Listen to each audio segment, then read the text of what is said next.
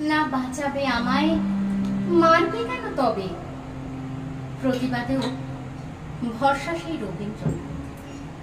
কলকাতার আরজিকর হাসপাতালে আমাদের ঘরের মেয়ে তিলোত্তমাকে যে নৃশংসভাবে তার জীবন প্রদীপ নিভে গেল, তার তীব্র প্রতিবাদে আছে এবং থাকছে ঐকতান বর্ধমান।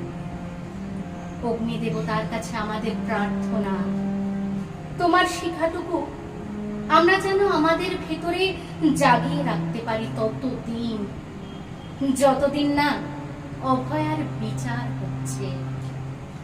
আসন্ন দুর্গাপূজাতে মা দুর্গার কাছে আমরা এই প্রার্থনা রাখব, আমাদের দাবি সঠিক বিচার।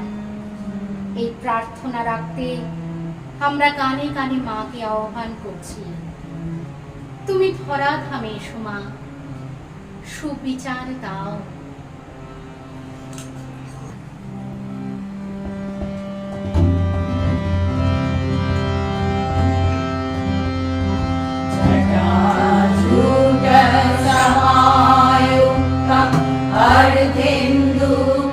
अर्धेन्दुकृतशेखरम्